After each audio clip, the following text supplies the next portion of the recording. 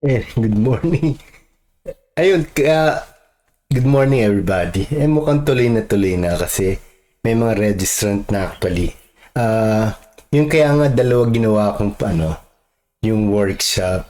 Isang October 5, tsaka isang October 12. Actually, nagkamali nga ako yung October 12, meron pala kaming open swimming yung wife ko pupunta sana kami Karamoa. Pero anyway, since na talaga, naka-schedule na absent na lang ako ron.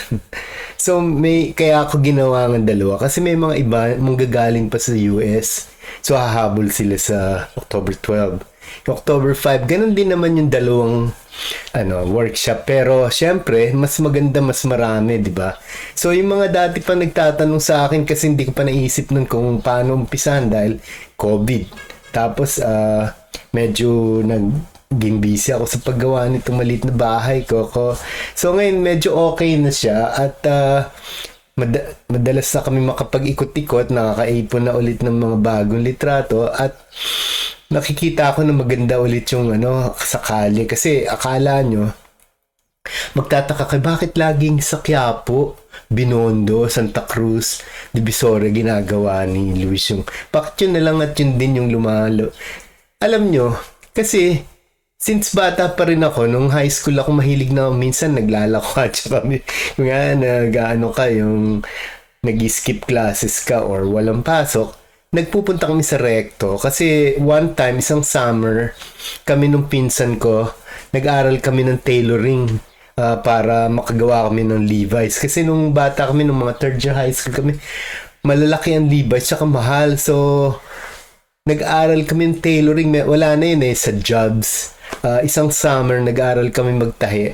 So, mula nun, yung mga Levi's, ginagawa namin yun, plakado namin yung pati yung design sa bulsa, kung ano korte. Hindi mo talaga masasabing fake siya. Pero, ang kakulangan lang, kasi mga makina na yung ginagamit, yung si Monching, pinsan ko, ordinary singer machine, sewing machine. Ako rin, butin lang, may binili dati mami ko yung set and sew. Medyo may zigzag siya. Wala lang kaming chain stitch. Kasi yun ang pinagkaibahan ng mga Levi's, mga maong, yung mga ready-made RTW na maong meron silang chain stitching sa loob. Yung pag tiningnan mo yung tahi nila, talaga may mga kadena. Yun yung matibay. So, cosmetically, maganda tingnan yung mga gawa namin. Minsan gumawa pa nga kami mga square pants, triangle pants, tsaka yung mga patsi-patsing mga ritasong maong. So anyway, kaya nga, since then, ibang itsura kasi nung panahon ng 70s. Buhay na buhay yung Santa Cruz. No? Wala pa yun yung LRT noon. Ginagawa pa lang yata yun. Naalala ko. Malinis pa yon. So, nagpupunta kami sa Good Earth Emporium, may mga laruan sa taas. Ang daming maganda sa tapos yung buong Avenida Rizal, ang daming doon, magazine stands na medyo second hand or galing sa US mga bago. So, since mahilig kami ako medyo nahihilig na ang konti sa photography noon, tapos mahilig ako sa mga do-it-yourself, kaya mga mechanic, nakalimutan ko na mechanics, popular mechanics na magazine, di ba? Tapos, lalo na si Bruce Lee, panahon ni Bruce Lee, namimili kami noon. Tapos, ikot kami sa Chinatown. So, malaki pagbabago. Pero pag nag-umpisa kasi maglakad doon, parang nakakatuwa Iba yung hub activity niya mula umaga hanggang tanghaling gahapon. Conforme ko anong oras So, along the way sa paglaki mo o pag-edad namin ganun, nagkakaroon ng time capsule yun Nag-iiba yung mga itsura ng litrato mo kahit na iisang lugar lang. So, in a sense, parang nagiging sabi ko time machine kasing camera, di ba?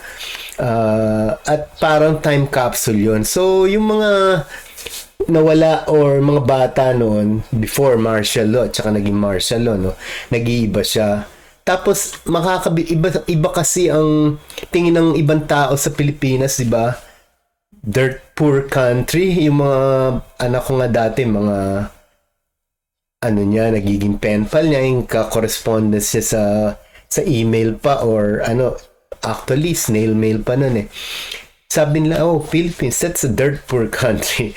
Kasi nga, noon usong-uso yung Smoky Mountain sa Tondo. Tapos hanggang ngayon kasi, actually, bawal magkuha kasi ang street photography, pag tiningnan niyo yung actual mo street photography, usually, kuha sila sa New York, sa Los Angeles, sa mga railway, sa subway, di ba?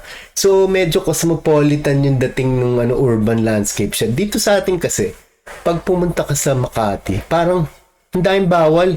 Ewan ko kung bakit bawal kunan yung mga building. Sabi nila, una, security risk daw, mga ganun-ganon. Mga bangko, bawal kunan. Tapos BGC, pupunta ka. Dati, bawal talaga. Pero, gumaan, medyo nakakakuha na kayo. Pero, somehow, minsan, sisitayin ka pa rin ng mga di ba? Yung mga security guard, yung mga Jaguar, medyo nagpa-power tripping yun eh. Kaya,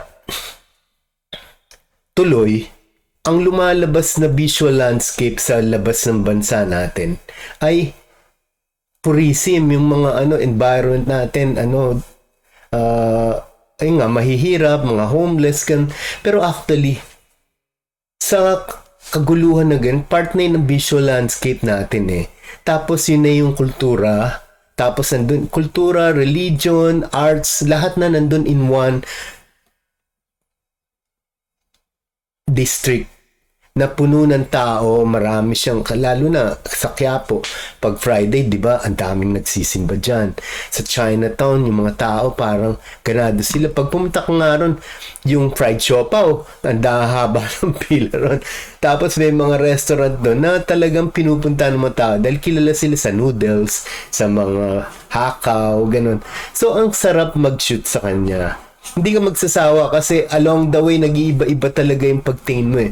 Tapos pag tagal-tagal, nakikita mo yung nuance ng ng distrito na kahit na yun din at yun din ang pinupuntahan mo, nag-iibang itsura kasi ang bilis ng panahon ngayon eh, malakas mag-evolve. Kaya nga, ang street photography kasi, nag-uumpisa tayo sa classic street photography, kagaya ng mga kuha nila Cartier-Bresson, yung mga sila Joel Meyerowitz, madami. Mga iba talaga pagka, basta actually, ang paborito ko lang talagang photographer nun, tatlo lang, si Henry Cartier-Bresson, si Eugene Smith, tsaka yung mga sa Magnum. Basta tumingin ka sa website ng Magnum, may mga magagaling talaga ron eh. So, yun ang sinusundan ko since photojournalist ako. Ngayon, pag tinignan mo yung mga trabaho ng photojournalist, ang galing din nila sa human interest. So, sa street photography, ang galing din nila kagaya ni Alex Webb. Isa yun sa parang bagong incarnation ni Eugene Smith, ni Cartier-Bresson. Nung una kasi, si Henry Cartier-Bresson, matanda na siya. So, patay na yung photography niya, stale na, hanggang doon na lang. Kasi yung street photography, kailangan nag-i-evolve. May mga bagong images, mga bagong paningin ng mga bata, yung nanggagaling sa iba-ibang prism, or lente ng pag-iisip. Kaya, maganda siya. Yun ang naging mga basihan ko. So, syempre, hindi mo naman kailangan copyin sila. Tinitingnan mo lang yung paano ba, pag tiningnan mo kunyari isang photographer na sikat, paano ba kung nasa likod ka ng isipan nila? Paano ba nila ginagawa yun? So, hindi mo kailangang gayahin na eksakto at maghahanap ka mo.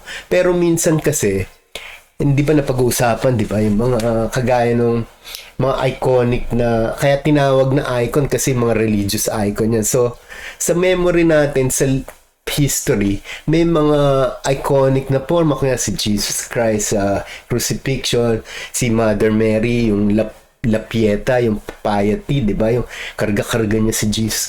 Yun, nasa utak na natin yan. Pati yung mga pag-religious kasi balance ang mga composition yan eh. Left and right, pareho. Di ba? So, tayo, bilang photographer, kailangan nagbabasa tayo ng madaming klaseng ano. Kung di ka mahilig magbasa ng libro, wala kang access. Dati ganun eh, ginagawa ko, pumupunta pa ako sa Alimars National Bookstore, nakaupo ako sa gilid, nagbabasa akong ganun photography, mga magazine. Kaya lang, numadang huli, binalot na nila yung ano, kailang bilhin mo na talaga eh. So, since internet na at saka madami na may camera, lumalakad kami kung may pagkakataon halos sa isang linggo. Balik kami ng balik doon sa lugar na yun. Kasi una, yun lang pinaka-accessible via LRT, MRT, madaming mga cross-section na pwede, yung intersection na pwede mong pag nagdudugtong at makakapunta ka sa iba-ibang lugar. Yun nga maganda kung sana talagang pinagbutihan ng gobyerno natin yung transportation natin. Kahit di ka na sumakay sa mga bus or whatever, makakarating ka eh mula sa isang istasyon.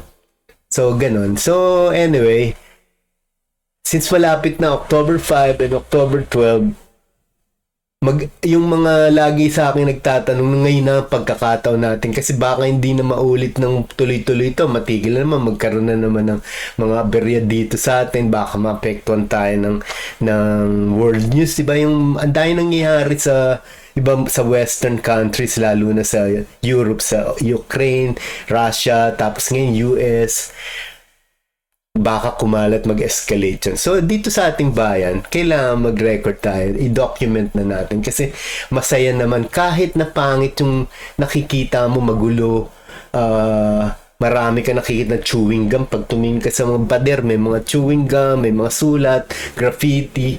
Pero hindi kagaya ng pag nagpunta ka sa ibang bansa, ang lalaki ng swat ng kulay nila, may orange, yung sa mga South America, ang gaganda ng kulay, di ba? Dito sa atin, maliliit na magugulo, pero part na ng visual landscape natin, yun ang mas nagiging challenging.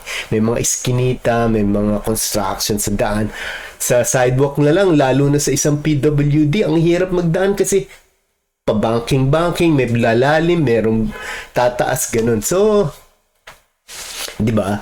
Yun ang enjoyment ng street photography.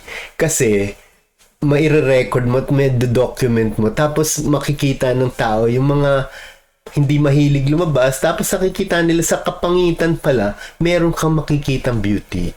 Yun ang ano natin, hindi porket poverty yan hindi na pwedeng kunan kasi part na siya ng landscape kahit saan ka tumingin, alangan namang iwasan mo yung kahirapan, pero dun sa mga paghihirap, pag-struggle ng tao, may mga poignant naman na images.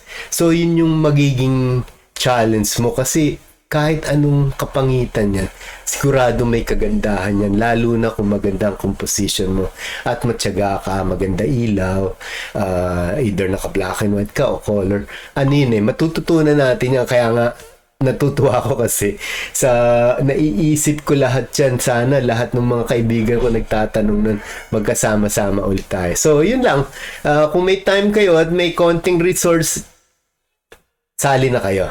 Mayroon ng mga tao na sumasali. So, mahirap kasi marami rin. May konting slot. Kaya hinati ko yung dalawang October 5 and October 12. Yun lang. Salamat!